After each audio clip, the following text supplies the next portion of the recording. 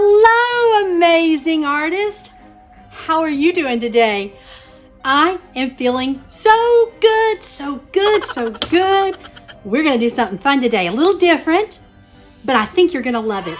Still thinking of fun things that have to do with Halloween and fall.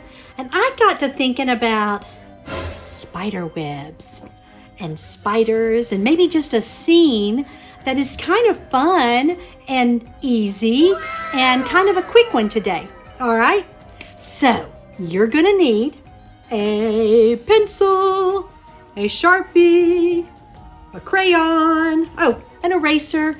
Now, you don't have to have a Sharpie and a crayon. I've got a black crayon and a Sharpie. I'm not even sure which one I'm going to use first. Because we're going to be tracing spider web lines, and it would look good with a Sharpie, but it would also look good with a crayon. So I'll just decide in a minute, but we're going to start with our pencil, okay? Now, this one we can't mess up. It is so fun, and you just got to go with it, and we're going to have some fun. We're going to have two webs coming in out of the corner. All right, I'm going to start on my left side of the paper. I'm not sure if that's going to be your right or your left. I guess we'll figure it out. And we're going to make a web come out. So I'm going to come just straight from that corner. And honestly, though, before I go, I'm just going to come out a straight line about to there. Now, we don't want to come out all the way to the middle because I'm going to put a word here. So just come out a little and then come out again. And they can come out to different lengths. They don't have to all be the same, or it'll be just a perfect little curve. I like mine one to stick out further than another and one to be shorter. So I think this one I'm going to make shorter. And I think I'll put a little shorty up here, like maybe this short. That's kind of good. Did you hear that motorcycle? Oh my word. I don't even know how to edit that out. I guess we'll just leave it. Somebody was driving really fast. I hope they're wearing a helmet at least, right? Yeah. All right, so now comes the fun part, the webby parts. So I'm going to start with the outer part, and you're going to make like a little letter. I don't know if it's a C or a backward C. It's just like a little bloop. I don't know what you call that, but I call it a bloop. All right, and bloop.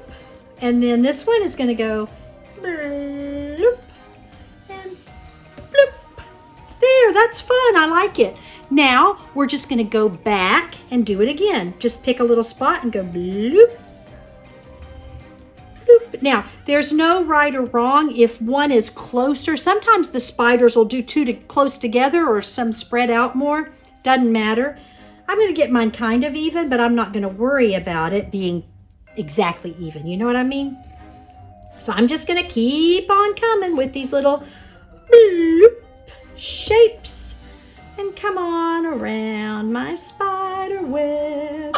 I don't know a spider song to sing you. I think there's a song called Boris the Spider, but I don't remember it, or I'd sing it for you. And then my children would be like, "Oh, Mom, I can't believe you sang." And people would hear you out in the world. Yeah, well, it's okay. All right, so we got one side done.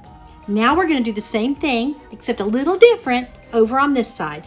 So come out from that corner and come down and go bloop, however far you want. Make one a little bit closer. I'm going to let this one come to here.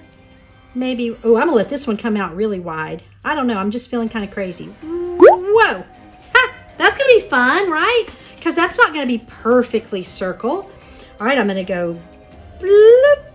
Oh, I need to extend that, don't I? There we go. Bloop. Here. And this one's going to go back like that. Hey, I like it. That's a different shape, isn't it? All right. Now you know what to do.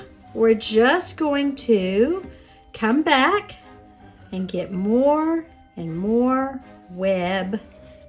I guess we can call these the inner webs, the insides.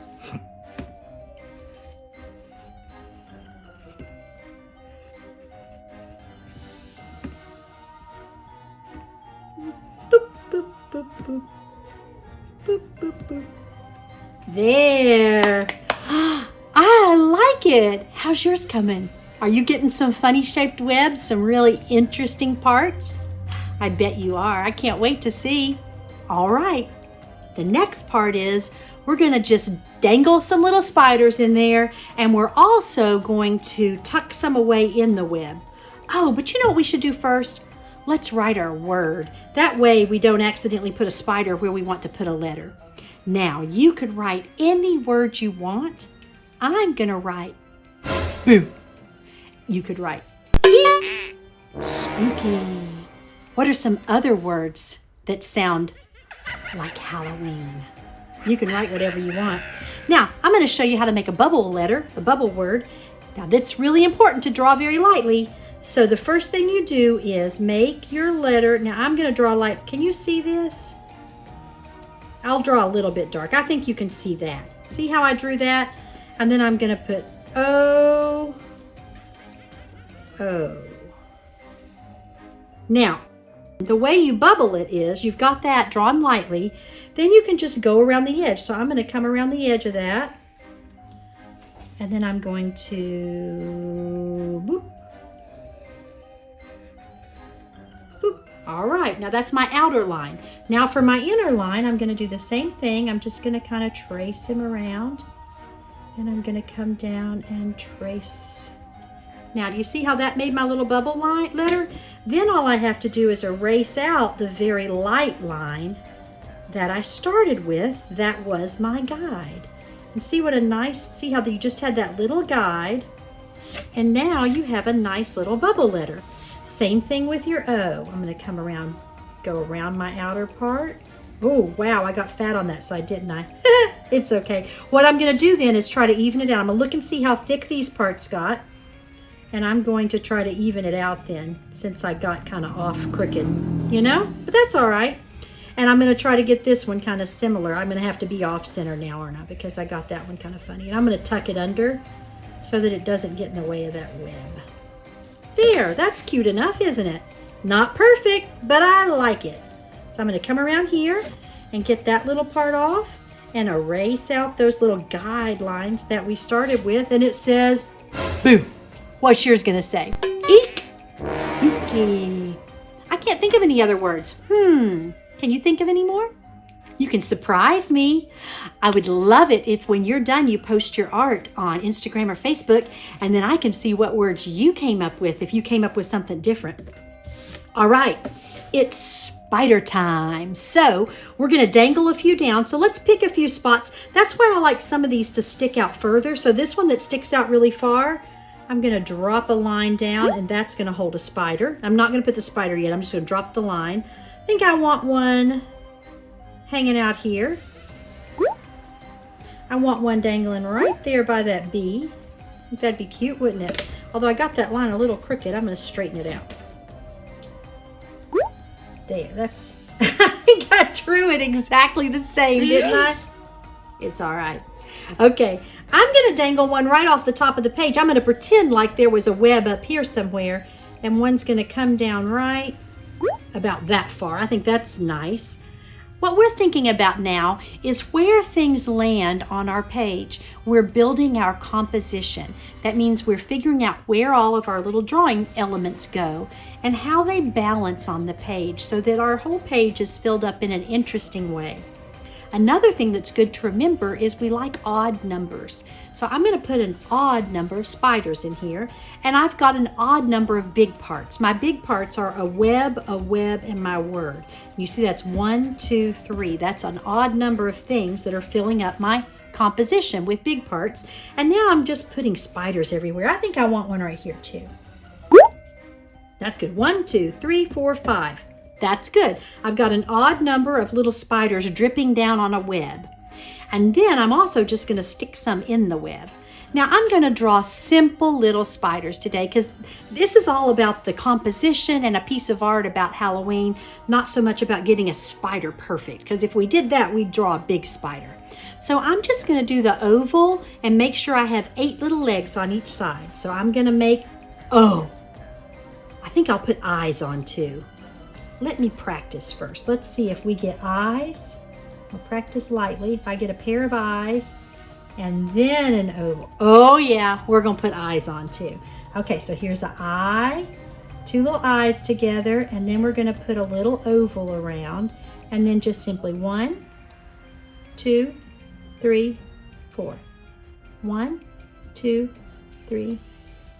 That gives him 8 legs, right? So I'm going to start with the oval this time. I think that'd be easier. And then I'm going to put the eyes in the middle. 1, 2, 3, 4. Good. These are looking cute. Let's get another.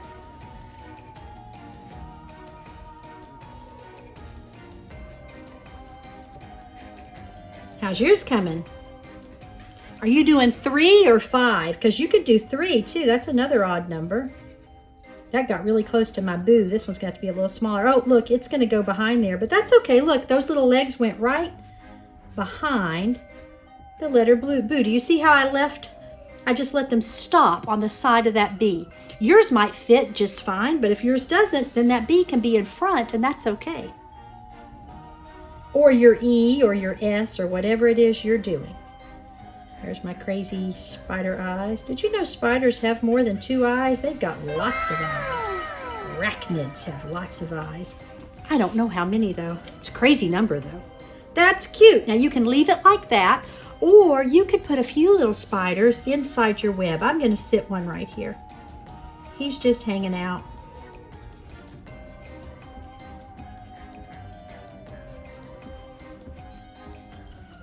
And I'm going to sit another one over here. And she's chilling in this part of her web.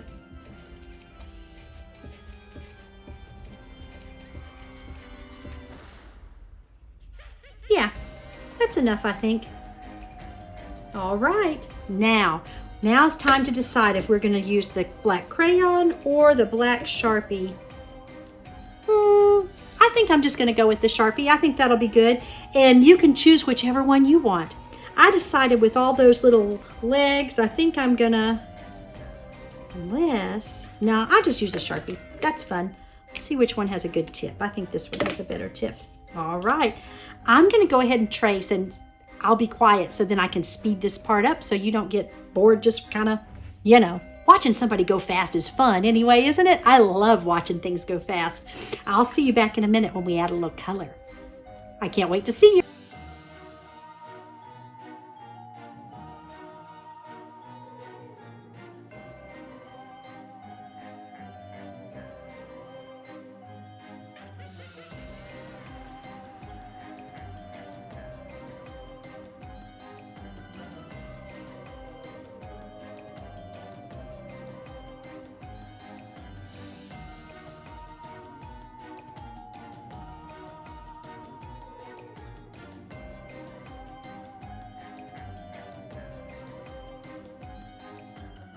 All right, how did yours turn out? Did you have fun? How many spiders did you put in? I think I ended up with 7. I think they're cute. I think I'm gonna give them some bright green eyes and maybe a purple body. Oh, also, I went and gave them eyeballs inside. I gave them pupils, but look, I only did it in some and I forgot in the others. So you don't have to, but if you want to, you can go back and give your little guys some pupils. I'm going to leave their eyeballs white with the little black pupil, and I think oh no, I'm not. I want to make them green. I'm going to make them bright green. And I don't know what other colors. I think I might make Boo purple. Maybe orange, and I think I'll color my background. So I don't know. I'll see. What are you thinking? Do you have some cool ideas for your colors? I can't wait to see. I went ahead and added some action lines around my letters too, just to make it go, woo, kind of pop out there. Kind of like cartoon books. What do you call them? Comic books. Sometimes they put action lines around the words. So I thought I'd put some action lines around my word, boo. So I'm going to do the fast part on the coloring, and I'll see you in soon, and we'll see what colors I pick, because I'm just not sure yet. I can't wait to see what you pick. All right, let's go.